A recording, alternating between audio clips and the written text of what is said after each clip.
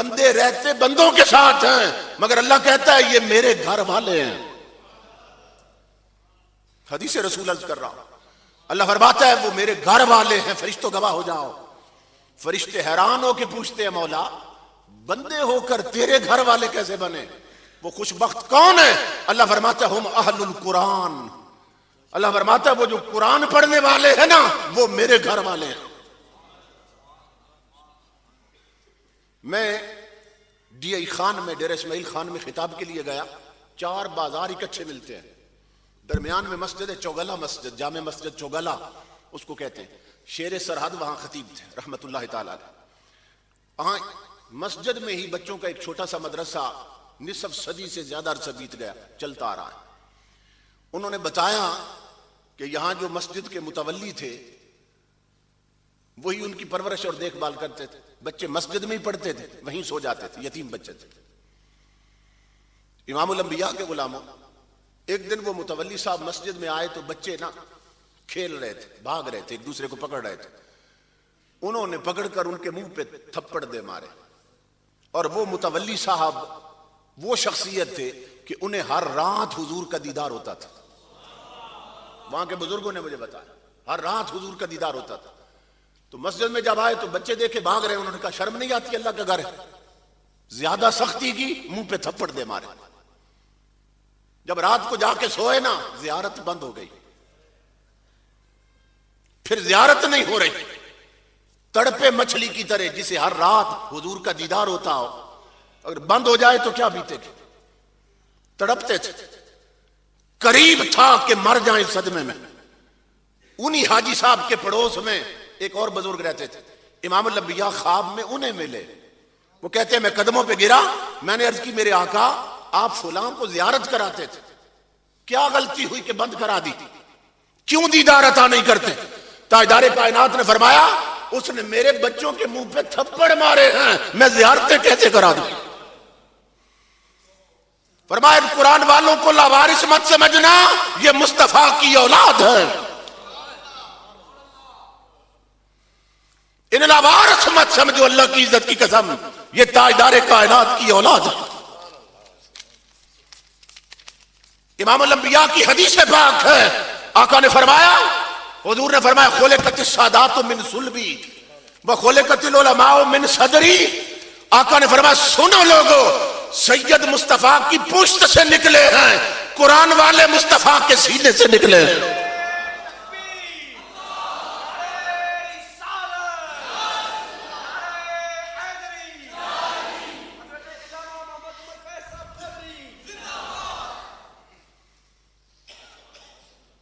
तो ये है, ये आवाज है तो मुल्क कायम है। जिस दिन ये दीवाने न रहे, पाकिस्तान नक्शे से मिटा दिया जाएगा। इनकी वजह से दुनिया का निजाम चल रहा है। इमामुल अंबिया के गुलामों, ताजदारे कायनात ने फरमाया ये जो कुरान वाले हैं ये रब के घर वाले हैं। तो कितने खुशबख्त लोग हो जो इनकी संगत में रहते हो, जो रब के घर वाले हैं। क्या खुशबख्ती की बात। कयामत का दिन होगा, दुनिया हौजे कौसर की तरफ जाएगी, प्यासे दौड़ेंगे। मैं दिखाता हूं आपको हदीस और पढ़ के सुनाने लगा हूं।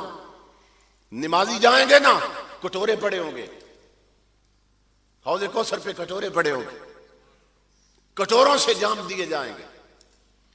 हाजी जाएंगे, गिलास भर के पिलाए जाएंगे।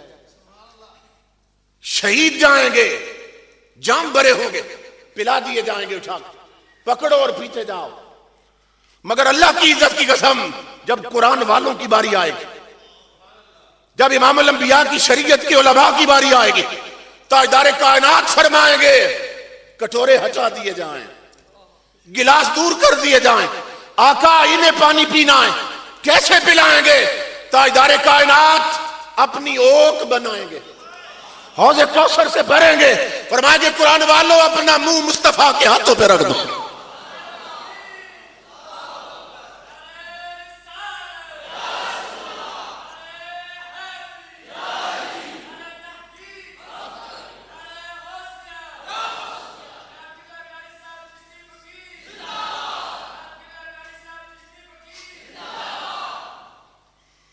इमामुल अंबिया ने फरमाया ये कुरान वाले हैं,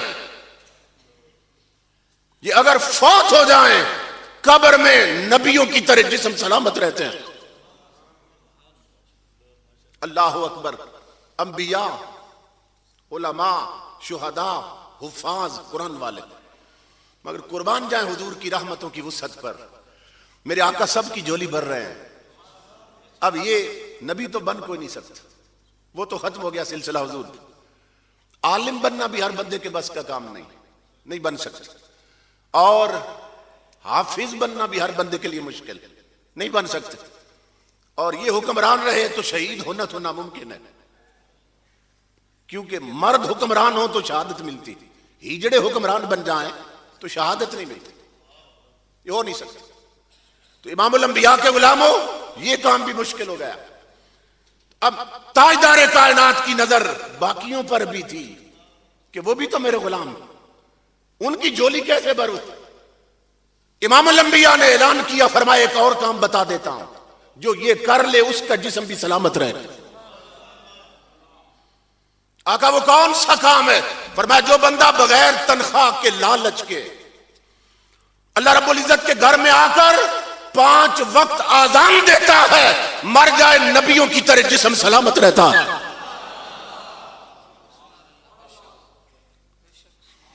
आज हमारे कॉलेजेस के पढ़ने वाले, यूनिवर्सिटियों के पढ़ने वाले, किसी तालिब इल्म जो मॉडर्न है ना, उसे कह दो आजान दो, कहते मुझे शर्म आती।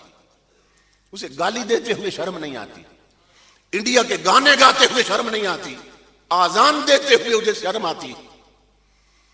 इमामुल अंबिया फरमाते हैं जो आजान देने वाले होंगे ना सवाब की नीयत से, कल कयामत के दिन उन्हें पुल सरात के पास खड़ा कर दिया जाएगा। अल्लाह फरमाएगा, ए आजान देने वाले, आज तुझे इजाजत है, जिसकी पुश्त पे तूने हाथ रख दिया हम उसे जन्नती बना देंगे। आजान इतना बड़ा अमल है, दुनिया इससे गाफिल है।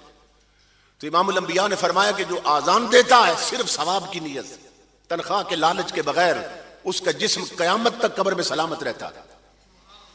मगर जानते थे हुजूर सारे आजान भी नहीं दे सकेंगे, ऐसे भी तो हैं जिन्हें आजान भी नहीं आती। और फिर एक वक्त में एक ही बंदा आजान दे सकता है, 4 मिलके तो नहीं दे सकते। तो इमामुल अंबिया जानते थे कि बहुत से सोचेंगे कि आका हमारी झोली तो खाली रह गई। फरमाया मैं झोलियां भरने ही तो आया हूं, खाली नहीं जाने दूंगा। छठा तबका मेरे आका ने फरमाया आजान भी नहीं आती, चलो ना दे सके तो वो बंदा जो बगैर तनख्वाह के लालच के अल्लाह के घर में आके झाड़ू दे दिया करे, मर जाए नबियों की तरह जिस्म सलामत रहता। ये मुश्किल काम है, हम झाड़ू भी नहीं दे सकते। अल्लाह के घर में झाड़ू देने वाले लोग, इमामुल अंबिया के गुलामों, जिस्म सलामत रहते थे। हम जब छोटे बच्चे थे तो अपने गांव में बड़े बड़े खानदानों की बूढ़ी औरतें सुबह नमाज के वक्त देखते थे मस्जिद में झाड़ू दे रही। उस वक्त नहीं समझ आती थी कि खादमे मस्जिद भी मौजूद है, ये इतनी बड़े खानदानों की औरतें आके झाड़ू क्यों देती। बाद में हदीसें पढ़ी तो पता चला वो तो अपनी कब्रें संवार रही थी। इस दरवाजे पे जो झाड़ू बरदार बन जाए ना, उसे इतनी इज्जत मिलती, कब्र की मट्टी पहचानती है ये रब के घर का मुलाजिम रहा है, इसका जिस्म निकाना। अकड़ी हुई गर्दनों के साथ यार नहीं मिलता, अजमत नसीब नहीं होती। यहां तो मिटाना पड़ता। जितने गिरते जाओगे उतने उठाए जाओगे। इस दरवाजे से चाकरी सीखी। हुजूर जस्टिस पीर मोहम्मद करम शाह अल-अज़हरी रहमतुल्लाह ताला अलैह, बहुत बड़ा नाम, जिनके बारे में जनरल ज़ियाउल हक ने कहा था कि अगर पीर करम शाह को मैं सोने से तोल भी दूं तो इसकी अजमत का हक अदा नहीं हो सकता। इतनी बड़ी शख्सियत। और शेखुल इस्लाम ख्वाजा कमरुद्दीन सियालवी ने फरमाया था उनके बारे में कि करम शाह सियाल शरीफ के रोजे का मीनार है। अपना पीर जिसके लिए ये कुछ कहे। मैं मदीना पाक गया, मुझे वहां जो पाकिस्तानी मुलाजिम है मस्जिद नबवी में, उन्होंने बताया कि पीर करम शाह साहब यहां तशरीफ लाए। यहां वो चीफ जस्टिस थे पाकिस्तान में, तो हम हर वक्त साथ रहते थे। तो एक दिन पीर साहब आंख बचा के गायब हो गए। तो हम सोचने लगे कि पीर साहब कहां चले गए। तो कहते हैं कि हमने जब पूछा ना, तलाश किया, तो किसी ने बताया कि काफी देर हो गई, इस हुलिये का बंदा जिधर टाइलते हैं ना मस्जिद नबवी की, उस तरफ गया हुआ है। वो कहने लगे अल्लाह की इज्जत की कसम, जब हम वहां पहुंचे टहलतों के पास, तो पाकिस्तान में जो चीफ जस्टिस था और लाखों मुरीदों के दिल की धड़कन था करम शाह, हाथ में वाइपर लेकर टॉयलेटें साफ कर रहा था। सौखे नहीं पजीर फकीरा, मिलदे दिल भर जानी। इसके लिए गिरना पड़ता। जो जितना गिर जाए, जितना मिट जाए, उतना अनमिट कर दिया जाता। जो जितना पस्त हो यार के लिए, उसे उतना बुलंद कर दिया जाता। तो जो इतना गिरा था यार की चौखट पर, करम शाह नहीं रहा, ज़ियाउल उम्मत बन के चमका। दुनिया को क्या खबर कि ताजदारे कायनात के मकाम का अदब क्या है। इमामुल अंबिया के गुलामों, ताजदारे कायनात ने फरमाया कि ये 6 तबके हैं जिनके जिस्म सलामत रहते हैं। और लोग बकवास करते हैं नबियों के बारे में कि जी वो भी मर के मच्छी में, वो हुजूर का नाम लेने वाला, उसका जिस्म सलामत रहता है। और फिर ये कहना कि जी उनकी रूह कब्र में, तो जिस्म मट्टी हो गया और रूह जो है वो सिर्फ जन्नत में। ये भी सुन ले हदीस पाक से। इमामुल अंबिया ने फरमाया कब्रुल मोमिन रौज़तुम मिन रियाज़िल जन्नह, मोमिन की कब्र जन्नत के बागों में से बाग बनती है। या गुनाहगार काफिर है, उसकी कब्र जहन्नुम के गढ़ों में से गढ़ा बनती है। ये हदीस आप सुनते रहते हैं। मैं सिर्फ एक नुक्ता अर्ज करना चाहता हूं। आका की हदीस के मुताबिक मोमिन की कब्र क्या है? जन्नत। जन्नत का बाग है मोमिन की कब्र, इमामुल अंबिया की हदीस के मुताबिक। तो मोमिन की कब्र नहीं, जन्नत है, हुजूर ने फरमाया। अब मेरा सवाल यह है, बताओ जन्नत में मुर्दे रहते हैं कि जिंदा रहते हैं? कॉमन सेंस की बात। जन्नत में मुर्दे रहते हैं या जिंदा रहते हैं? हजरत पीर सैयदना मेर अली शाह रहमतुल्लाह ताला अलैह, आपसे किसी ने पूछा कि ये पाकपतन शरीफ में जो बहिश्ती दरवाजा है, इस पर क्या दलील है कि ये बहिश्ती दरवाजा है? आपने यही हदीस पढ़ी, फरमाया जहां अल्लाह का वली लेटा हो, अगर उसके लेटने की जगह यानी उसका घर जन्नत, तो उसका दरवाजा जन्नत क्यों नहीं हो सकता? और जिसका घर जन्नत है उसका दरवाजा जन्नत ही क्यों नहीं हो सकता? और फिर आपने फरमाया कि मेर अली शाह का यह अकीदा कि लोग तो कहते हैं ना उस दरवाजे से जो गुजरे जन्नती है। आपने फरमाया मेर अली शाह का अकीदा है जो अदब के साथ पाकपतन के किसी टीले पे चढ़ जाए वो भी जन्नती हो जाता है। लोगों को यह मालूम नहीं अल्लाह अपने वलियों का कितना हया करता, अपने प्यारों का कितना हया करता। बुखारी शरीफ की हदीस है, बड़ी मशहूर, आप सुनते रहते हैं, लेकिन तवज्जो शायद इस तरफ ना हो। एक कंजरी थी, उसने प्यासे कुत्ते को पानी पिलाया, अल्लाह ने जन्नती कर दिया। तो कुत्ता एक नजस मखलूक, तो उसका हया करके कंजरी को जन्नत दे रहा है, तो अपने वली दाता का कितना हया करे, गरीब नवाज का कितना हया होगा, मेर अली शाह का कितना हया होगा, हजरत बसालवी का कितना हया होगा। अपने वलियों का कोई हया नहीं। थोड़ा सा गौर कर लिया, ये जो बुखारा और समरकंद का हुक्मरान था, ये एक बार गली में जा रहा था। अब अल्लाह की मोहब्बत देखो अपने बंदों के साथ, गली में जा रहा था तो हजरत जलालुद्दीन बुखारी रहमतुल्लाह अलैह के मुरीद, उनके कमरे की दरी, उस पर मिट्टी जम गई थी, गर्द लग गई थी। उसको न चारों कोनों से पकड़कर गली में झाड़ रहे थे, मिट्टी उड़ रही थी, गर्द उड़ रही थी। बादशाह उसी गली से आ रहा था। गुलामों ने कहा आप रुक जाएं, हम इन्हें रोकते हैं। उसने कहा ये हैं कौन? कहा ये हजरत जलालुद्दीन एक अल्लाह के वली हैं, बुजुर्ग हैं, उनके कमरे की दरी झाड़ रहे हैं, तो गर्द उड़ रही है, आप थोड़ा रुक जाएं, हम उन्हें मना करते हैं, वो छोड़ दें फिर गुजर जाएंगे।